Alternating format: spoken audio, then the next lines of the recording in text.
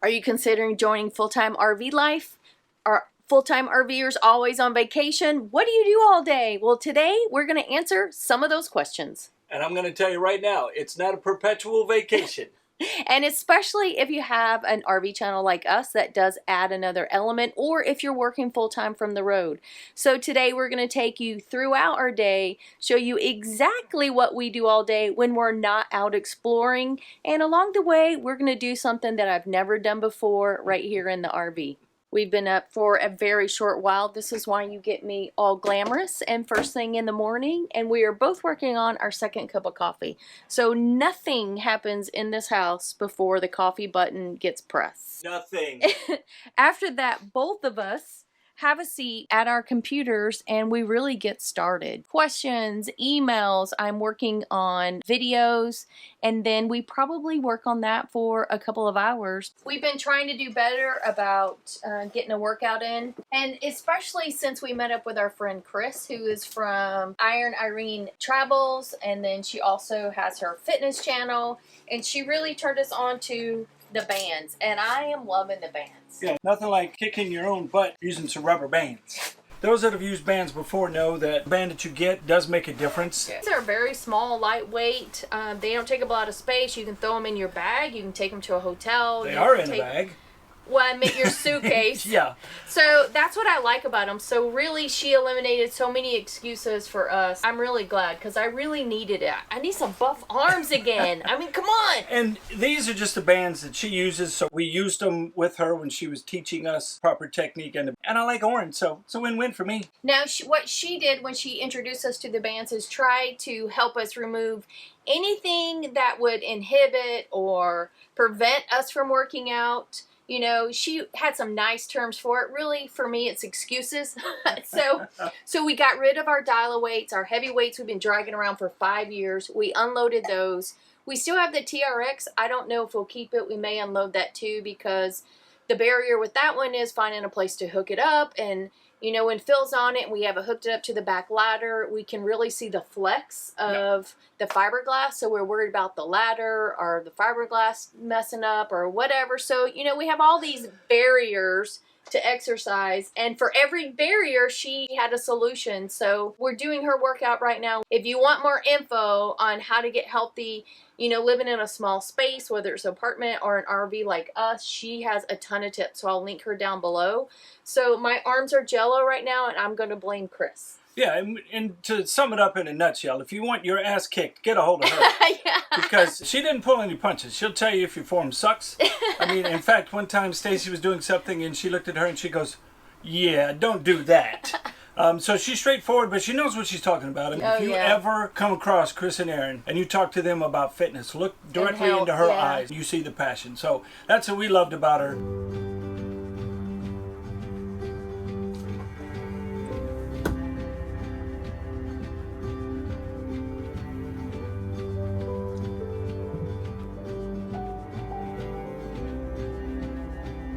I'm a virgin. Face it. I am a virgin. I probably shouldn't say that, huh? A bread virgin! Okay, so let's tell you what I'm talking about. I am attempting to make sourdough bread. So I have my starter here. This is Sally. I've named her. She's been around for a few weeks, and I've honestly been a little nervous about actually baking the bread. Apparently, I'm not the only one. I've read some articles, and apparently everyone gets stuck in this trap where they make the starter, and then they never actually launch into making the bread. So I was hanging out with some friends of ours, Jay and Jenny, and she said start with a focaccia, which is much easier. You can't screw it up as much, so here we go. So this is going to be my first bread. It's going to be focaccia, and we're doing it in the convection, and I'm nervous about that too, because most people don't bake bread in their convection, and you know, there are all these things out there, but we're trying it today. So I did all the, you know, the stretch and folds and put it together yesterday. It's been in the fridge. I pulled it out of the fridge. Now I'm going to throw it in a pan, do another stretch and fold, and then it's got to sit again for a few more hours. And of course, the sitting and folding and it taking 2 days to make bread is another reason why I haven't done it yet. Because, you know, it takes time and I got to be sitting here and committed to it. So, all right, so let's put this in the pan and see how it goes.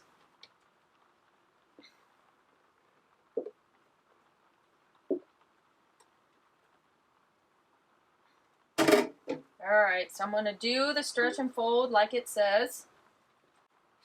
I'm dying to know how many of you guys bake sourdough bread and how many have been doing it for a while. I, as you can see, don't know what I'm doing.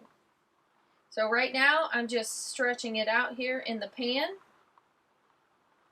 And it says if it won't stretch, you're going to let it sit, and then we will try again in a bit. We finished our workout, so of course, where do I go? Right back here to my computer. Believe it or not, for people who have a YouTube channel and are really committed to their channel, it can take 40, 60, sometimes more hours a week for us to, and that's with each of us, to just get content out, answer emails, answer, you know, social media questions, YouTube questions, all of that. And thankfully, we brought on Jillian, who is helping us now with some of that. So if you send us an email, no, you may get us, you may get Jillian. We just can't do it all. It's just too much. So no, if you really want to grow and have a growing community, that it does take a big time commitment. So we are dedicated to that because we love hanging out with you guys and meeting you guys, and it's been a wonderful experience. But I am here at my computer a lot. And part of it is YouTube, and then another part of it is figuring out where we're going from here, figuring out what campground is next. That also takes a little bit of time because we all know planning and figuring out which campground we're going to go to. It does take time to figure out. So while you're digging in, trying to figure out which campground to go to next, I have a great way for you guys to save money on your camping costs. You guys know we love Harvest Hosts. We've been working with them for a very long time. They have a brand new membership called Campers Card, and it is a great way to save money on your next campground. You can actually save up to 50% on your camping fees by using them. The great thing is, if you're not sure you want to join, you can pop over to Campers Card, look at the campgrounds listed before you even join. They don't hide it. There's no big secret. So if you come over here and hit discover on the computer, it's going to take you to all of the available campgrounds. Let's pop into New Mexico and see what they have. Here's one for 15% off and one for 50% off.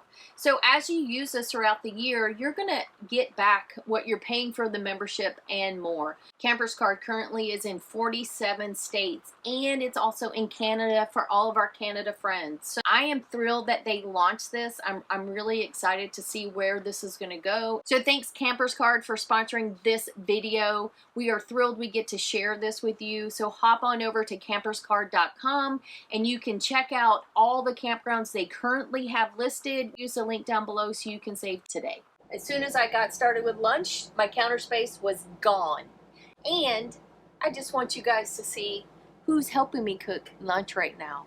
This is Walker. He's helping me make lunch today. He's keeping me entertained while we make lunch. So this is what really happens all day. I get a phone call from Bree, and now I'm phone sitting Walker while she's making her breakfast. Grandparent life. This is just a reminder that you can stay connected on the road because this is what we do all the time, all day long. Bree probably calls me 12 times a day. Okay, maybe not 12. Maybe like 4 or 5. And shows me all of his firsts, everything that's going on, so you can stay connected. Even if you don't want to, you can. All right, here we go. You recording this? Yes. All right, you gotta take it out. I'm nervous. Drum roll, please.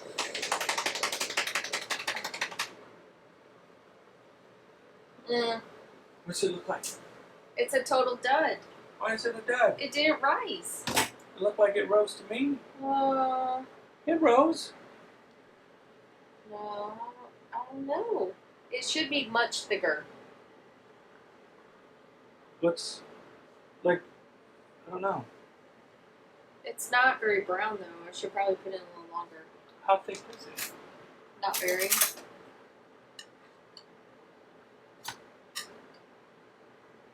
How brown is the bottom? It looks brown. I can't get it. Yeah, I need to follow it. Yeah, it's pretty brown. Yeah, almost. All right, so I'm thinking this is a fail. No, I'm not. It didn't rise. It's pretty thin. It probably didn't have enough fermentation or something. So. Well, we gotta taste it. This says I can't even cook what people cook when they don't want to cook bread because they're too scared. Come on, let's get. Oh my gosh. We gotta cut her open. I'm a little disappointed, I gotta say. So with it, I did make butternut squash soup. So that I know is good because I tasted that. So we're gonna have that. And some very dense bread because it did not rise. I think it'll be fine. Dang it! I think it'll be fine. Let's not give it up yet. I've given up. No, I'm not.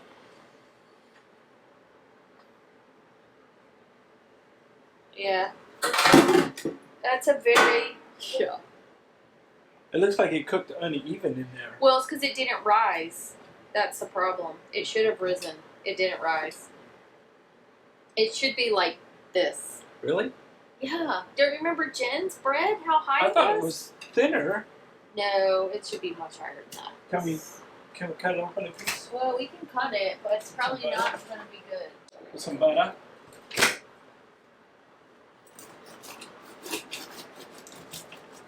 It's very dense. Dude, bag it. Yeah, see, look. Let me see what we got here. No. Alright, so. Mm-hmm. It tastes good. It tastes like blood.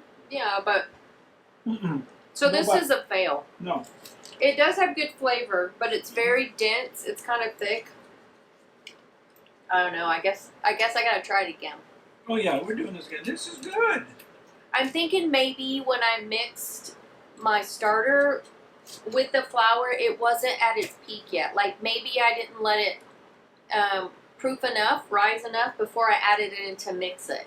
So if you have any ideas, please let me know. We're gonna eat some soup on this cold, rainy day and this crouton. It's good. Look. No, it's not. It's not good.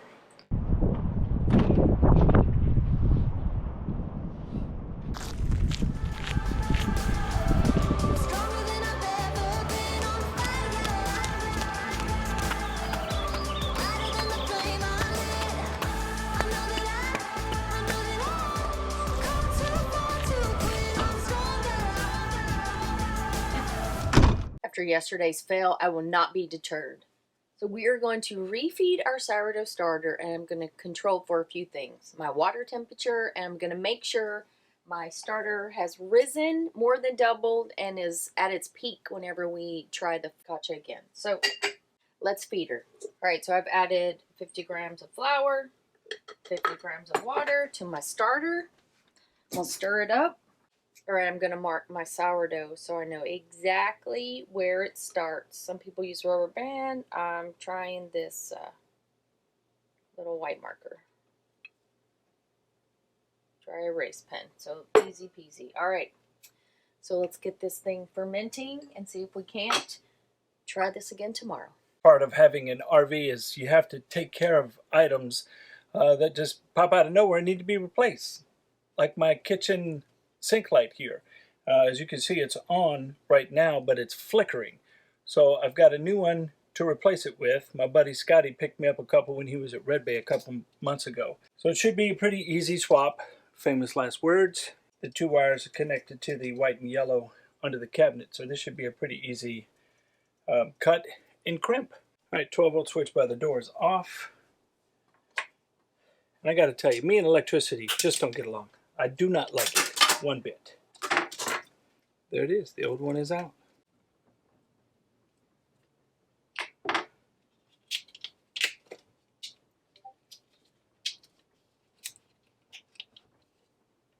There you have it. Light is on. It's connected. All right, let me clean this up a little bit and put it back on. Boom. We have a non-flickering light. Job complete. Every time we come outside. You hear that in the background? It's like as soon as we open the door, cue the noise, sirens, birds, weed whackers, lawnmowers, helicopters. Is this part of the behind the scenes stuff too? Yes, yeah. You're getting it all. This is our struggle. And somebody doesn't have her jacket on, so she's a little cold. It was just going to be a minute. Yeah, until it wasn't. We need to trade sides. I need to be on the high side. Okay, over here. This is also what we always do. I should be on the taller side, the high side of the hill, the ground, just every little ball of grass that's a little bit higher than Phil, I need to stand on to help with the height line. As you can see, there's a little difficulty there. Yeah. And here we are 50 seconds in, and we haven't recorded anything of value to the video. All right. But actually, it kind of goes because it's a day in the life. This is really our life. This is what we deal with every time we come outside to record. And, you know, it's luck of the draw. It just... You know, when you shrug your shoulder like that and fling the camera up, it might make them a little nauseous. Make them feel like they're riding a boat. You actually went. Did I? Yeah. I had a little hitch in my shoulder. All right. Okay. So let's get it together here. Okay, Stop here we chopping go. me off at the neck. All right, here we go. All right. So after 3 days of rain and clouds and dark and gloomy, today we had sunshine and it was amazing. Yeah, we ended up with, I think, 3.5 inches over the course of 2 days. I mean, it just, like the cloud hung right over us. But it was all across the East Coast, so Yeah. we were not the only ones. Yeah. We are in North Carolina, and we're actually staying at the North Carolina State Fairgrounds. And my question for you is, have you thought about checking out Fairgrounds, not just for the Tampa RV show or the RV show in Hershey, but just to stay in? Because if they don't have an event going on, they usually have full hookup campsites at reasonable prices. This one was $30 a night. Yeah, we've stayed at probably a handful throughout our travels, Mm-hmm. and they've all been really nice. And I mean, Convenient, really. You're not going to get, you know, the concrete pad and the concierge service. It's not glamorous, yeah, for sure. but it's a spot to land, full hookups, like she said. And you know, when you look around the campground, you wouldn't know that you're sitting right kind of on the outskirts of a big city. So it's Yeah. pretty nice. Yeah. And another thing to look for, other than just typical campgrounds and state parks like you normally think of, are city parks and county parks. You can find some real gems at good, inexpensive prices. I find those on RV Life, you know, their trip planner, Yeah. RV Trip Wizard, and I also use Allstays to find those. So you can find some really good ones. But I got to tell you, we recently stayed at a very unique campground. It was an equestrian campground, an international upscale kind of campground, and that one was really cool. We don't have any Yeah. footage. No, it was It rained super while we nice. were there too. Yeah, it was super nice. They had 4 restaurants on property. They had a Yes, store. all kind of stuff. I mean, of course, just all the horse stuff, and yeah, whatever horse stuff you would equestrian, need you at know. an equestrian center. it of was course. really cool. I will drop a link for you so you can check it out. It's not $35 a night, I can tell you, but it's in a beautiful area. The only thing you need to know about them as you're passing through, if it's in the middle of their season, they might be really busy and you may not be able to get in. So for them, off season's the best. Yeah, and it's not a horse racing place. It's No. a like horse showing, horse Horse show, jumping. yeah. You know, that kind of It was really equestrian. cool. It was. They actually had cabins that you could rent, and they were expanding the camping area. Yeah. So pretty Adding a nice bunch of spot. sites. Pretty nice spot that we landed in. So we'd like to know what's the most unique place that you've ever stayed at, and you know, give us some places that you found by accident that you just bumped into, or you just happened to find online somewhere that turned out to be a really cool place to stay, because we all want to know. Well, what you're saying is we don't plan ahead like everybody else, so we need to know. We find by accident all the Yeah. time. Yeah.